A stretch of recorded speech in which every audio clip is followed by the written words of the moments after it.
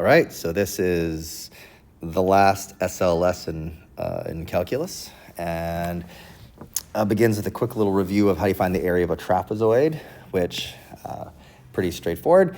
We look at two of the sides that have different lengths. We find the average of those two sides. You add them up, divide by 2, and then multiply by the distance between them. In this case, we can call it the height.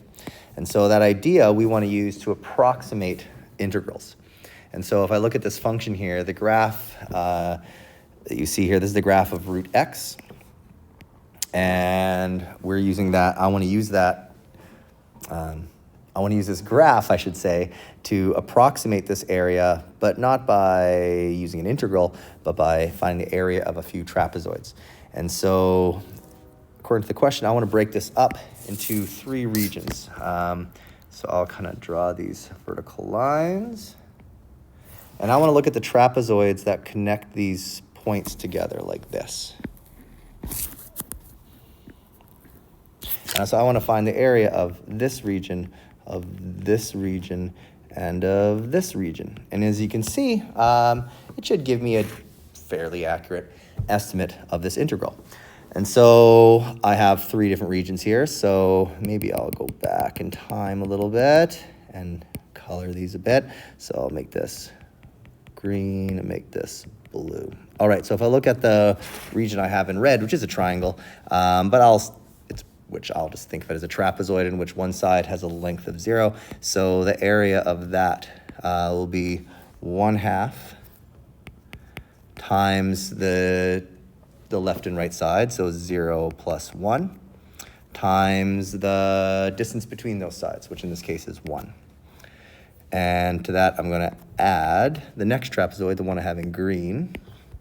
So 1/2 the area of the left and right side. Sorry, 1/2 the lengths of the left and right sides, which is one has a length of 1, one has a length of 2. So 1 plus 2. Again, I'm just finding the averages of those 2 uneven sides and multiplying by the distance between them, which in this case is 3.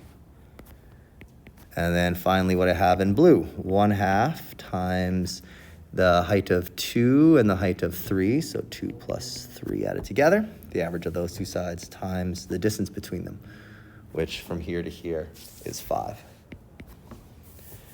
And so this represents my 3 trapezoids. I can evaluate them separately. However, I want to approach this by doing some things that'll kind of help us for the later parts of this lesson. If I notice one thing all my 3 expressions here have in common is a factor of 1/2. So I'm going to take out that factor of 1/2. And what do I have left here? I have 1 times 1, so I have 1, plus I have 3 times 3, so I have 9, plus 5 times 5, which is 25. And so I have 1/2 of 1 plus 9 plus 25. I'll just skip right to the answer. I get 17.5. So 17.5 is our approximation for this area, which, keep in mind, this area, if I want to be exact, is a definite integral from 0 to 9 of root x dx. And we can quickly evaluate that in our calculator, and we should get really close to 18.0. And so notice our approximation is pretty good, all right? And in general, the more you break up this region into more trapezoids, the more accurate our approximation becomes. All right, in this case, though, the 3 trapezoids I looked at had uneven widths. What if we had even widths? So here I have this function of ln x plus 3 plus ln 9 minus x all squared. And I want to look at the region just between -2 and 8. So I want to break this up into 4 trapezoids of equal width. So let's think about what that would be. So if I go from here to here, that's from -2 to 8. That is a horizontal distance of 10. Divide by 4, that means each of these regions will be 2.5. So I have a region here. I have a region here. And then I have a region here.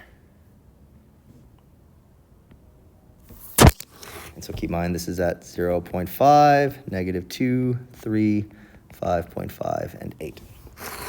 And I want to find the area of these trapezoids by connecting these tops. So I have from here to here, from here to here, from here to here, and from here to here. And just visually by looking at this, I can see this should lead to a pretty accurate estimation.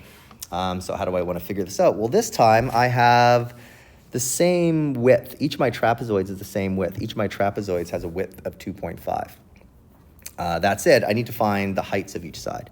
And for that, I can just look at my function. And in fact, by far the fastest way of doing this would be on your graphing calculator, graph this function, and then find the value when x is -2. And when x is -2, this first point here is at about 5.745. This point here is at about 5.833. This point here is at about 5.002. This point here is at about 3.709. And this last point here is at about 2.398. All of which I can find really quickly on a graphing calculator, which means these values here are the heights of the different sides of my trapezoids.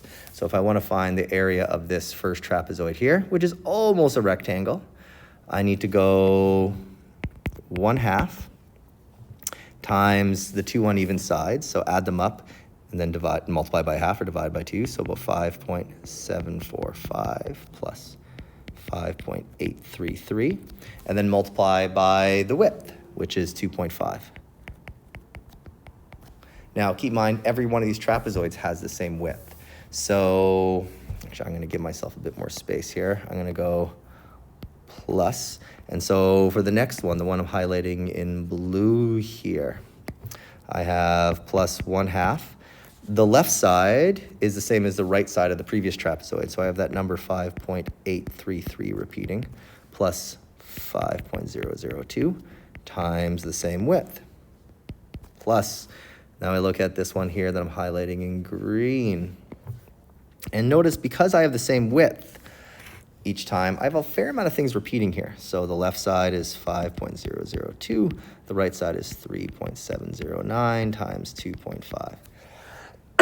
Plus the last one, which I'll highlight in a lovely pinkish color.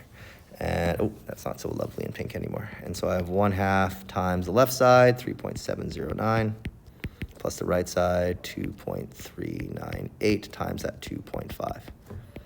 All right, so while I could just evaluate all of this, I want to notice how there's a lot of things repeating here. One thing I can definitely do is realize that every single one of these terms has a 1/2 and a 2.5 in common. Each one of these is a factor of 1/2 times 2.5. So I might as well factor that out. I'm going to take out a factor of 2.5 over 1/2, or maybe I'll do this in 2 steps. I'll take out a factor of 1/2 times 2.5. And so if I pull that factor out from everything, what do I have left? I have all of this plus each other.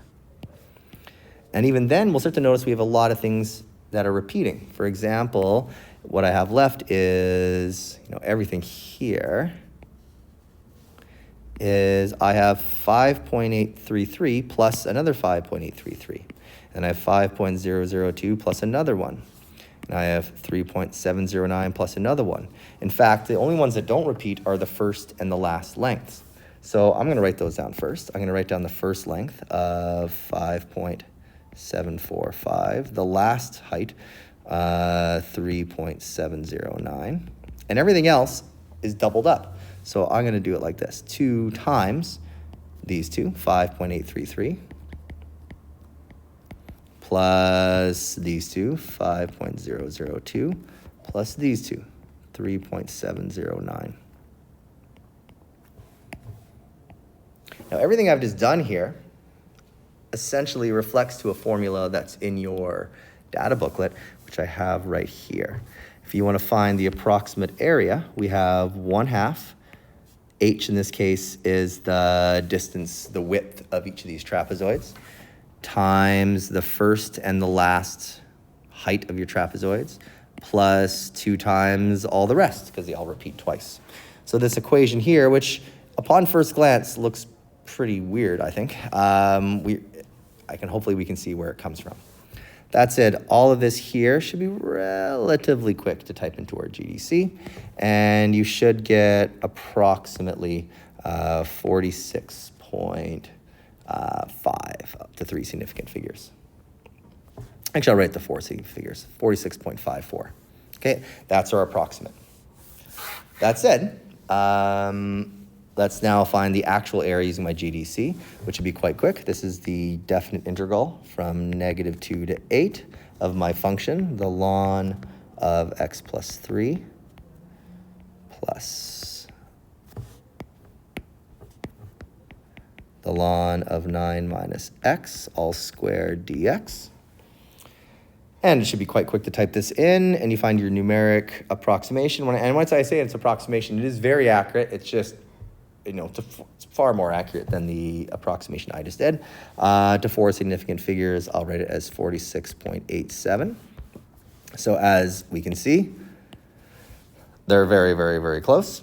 Now, what's the percentage error? So we got to think way back to earlier in the course, but the percentage error is the difference between these divided by the actual amount as a percentage, and it's always a positive. So the percentage error is the absolute value of our approximated amount, 46.54, minus the actual amount, 46.87. And to be honest, it doesn't matter what order you subtract these, because you're going to find the absolute value of it, divided by the actual amount, 46.87. The absolute value of all that times 100 to make it a percent. And you should get less than 1% error, about 0.7% error, which we can tell just by looking at this. When I drew my trapezoids here, I could see it matched this particular curve really quite well. And with that said, that finishes the last SL lesson. Just keep in mind before I wrap up, this formula that I highlighted in the end really is just, it's a little less important than just understanding, how we find the area of a trapezoid, and that if you have trapezoids of the same length or width, height, whatever you want to call it, then a whole bunch of these values repeat, and we don't actually have to type all these things in quite as much. There's a lot of common factors we can pull out. But hey, I'm done. It's all HL from here on in.